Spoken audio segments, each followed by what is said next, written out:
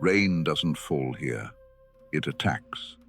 I stand at the edge of a river in Izumo, and the water runs red, not from blood, not yet from the iron in the earth, torn open by something ancient moving upstream. 8 mountains to my left, 8 valleys to my right, and in the distance, something so vast it is the horizon, scales like moss-covered boulders, tails that reach the clouds, 8 heads scanning 8 directions at once, eyes the color of dying cherry blossoms. Tonight I witness the greatest dragon ever recorded in Japanese mythology, and the one god reckless enough to stand in its way, a god who shouldn't even be here, a god who was thrown away. Welcome, traveler. This is the Myth Wanderer. To understand why Susanoo stands at this river, I must go back to heaven, to the moment everything broke. Takamagahara, the high plane of heaven, a realm of light and divine order, ruled by Amaterasu, the sun goddess, Susanoo's own sister.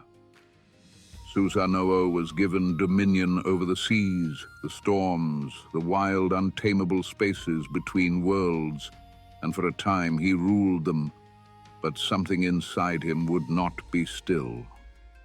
He wept, not softly, the way gods weep. Mountains crumbled, the seas rose and swallowed coastlines, trees were uprooted by the force of his grief. He longed for his mother Izanami, who had died and descended into the underworld. He could not stop. Amaterasu watched her brother tear the world apart with his sorrow and made a decision. He could not stay. The gods of heaven stripped him of his divine rank. They cut his nails. They cut his hair, those marks of power and divine standing, and cast him from the high plane of heaven. Susanoo fell, not gently, not with grace. He fell the way storms fall, loud, ungainly, shaking the earth as he arrived. He landed in Izumo, in the province of the earthly realm, with nothing. No purpose, no rank, no home. He was a god with nowhere to be. He wandered, days, weeks. The land of Izumo stretched around him, rivers, forests, mountains still trembling faintly from where his feet had struck the earth. He let his hair grow wild again, let the mud of the mortal world settle on him. And then, drifting downstream, a single chopstick. Something that small in a river this remote meant one thing: someone lived nearby. He followed it upstream. He heard them before he saw them. The sound of weeping, old and exhausted, the kind that has no more tears left in it but keeps going anyway. An elderly couple crouched at the river's edge, their arms around a young woman. All 3 of them lost inside a grief too large for words. Susanoo, the exiled storm god, stopped and did something unusual for a god of chaos. He asked what was wrong. The old man's name was Ashinazuchi, his wife, Tenazuchi. Their daughter, the young woman between them trembling like a flame about to go out, was Kushinada-hime. They had once had 8 daughters. Every year, without fail, Yamata no Orochi came down from the mountains. 8 heads, 8 tails, a body so enormous that moss and cypress trees grew along its back, that its belly dragged red and inflamed through the earth it crushed beneath it. It came to the river, it chose a daughter, and it ate her. 7 years, 7 daughters. 7 times this couple had watched their child walk into the dark and not return. Now only Kushinada-hime remained, and Orochi would come again, soon. The old man finished speaking. Silence sat between them like a stone. Susanoo looked at Kushinada-hime. He looked at this couple, bent double under 8 years of unimaginable loss. He looked at the red running river. He had been thrown out of heaven. He had no rank, no army, no divine mandate. He was a god of storms, standing in the mud with nothing but his sword and whatever remained of his pride. He said, "I will kill it." He said, "Give me your daughter's hand in marriage, and I will end this." Ashinazuchi stared at the wild-haired, disheveled exile before him, and agreed. Because what else do you do when the only one willing to help you is the only one reckless enough to try? Susanoo did not charge into the forest swinging his sword. He was a god of storms, not a fool, he thought. Orochi was enormous. Orochi had 8 heads, which meant 8 points of attack, 8 angles of danger, 8 times the speed of any normal serpent.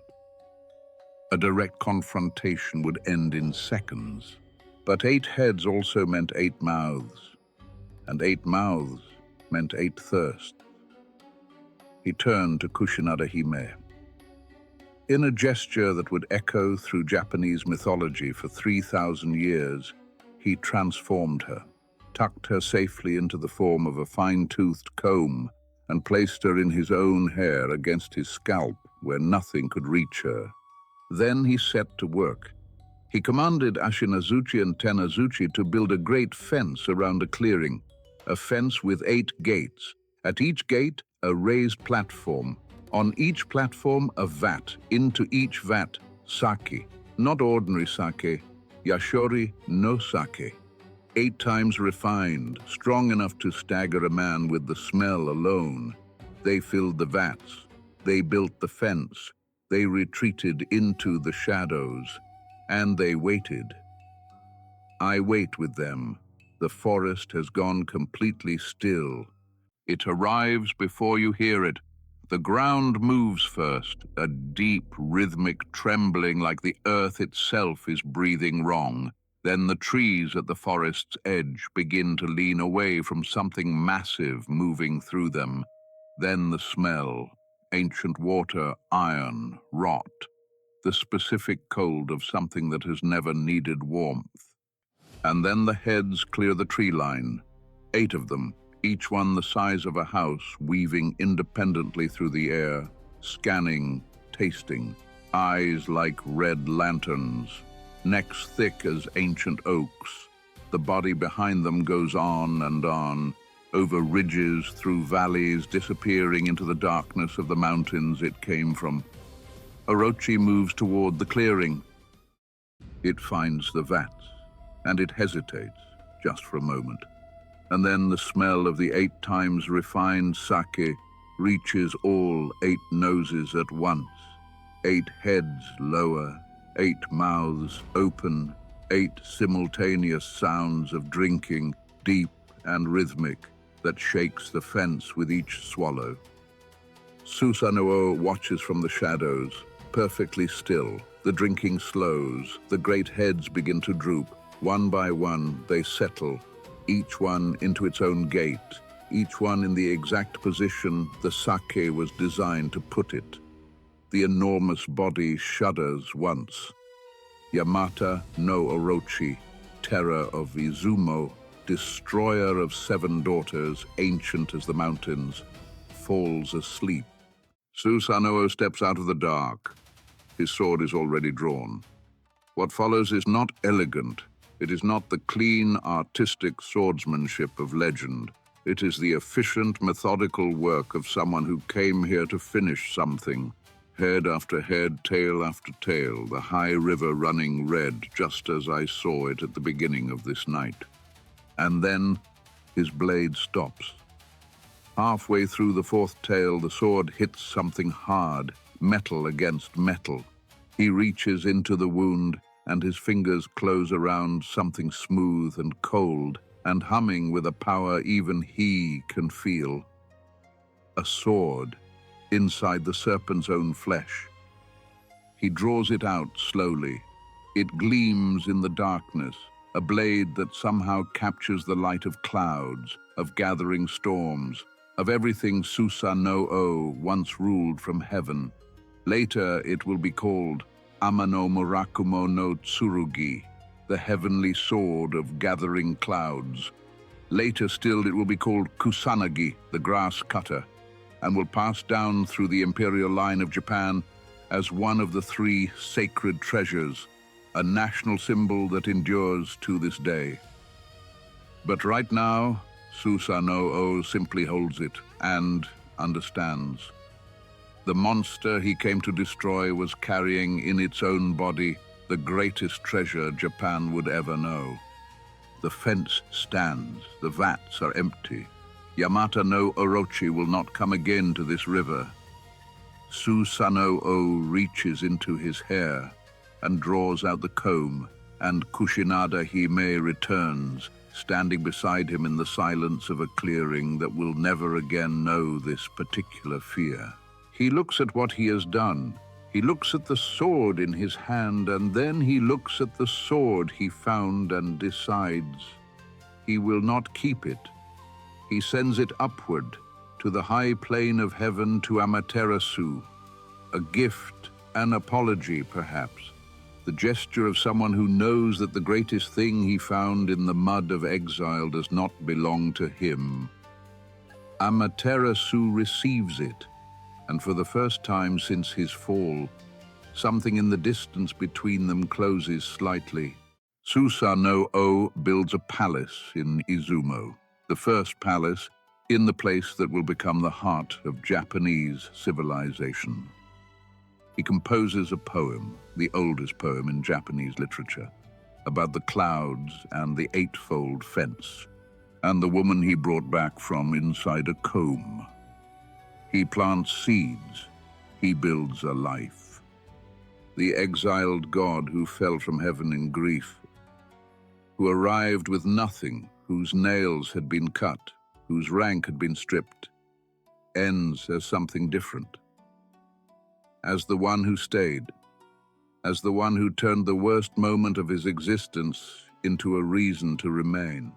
I have walked through storms before. I have stood where gods have stood. But Susanoo's story stays with me for a reason I did not expect when I arrived at this river. Because he was not sent here on a mission. He did not descend to Izumo as a hero. He fell here rejected, grieving, stripped of everything he had been, and in that state he heard an old couple crying at a river and chose, for no reason except that he could, to help. That is not the story of a god. That is the story of something more complicated than a god. The sword he found inside the dragon is in a shrine in Nagoya. The river in Shimane still flows. The eightfold fence became the symbol of home in Japanese poetry. And somewhere in the oldest layer of Japanese memory, a storm god stands in the mud with nothing and asks a weeping stranger what is wrong. Until we meet again, traveler, this is the Myth Wanderer.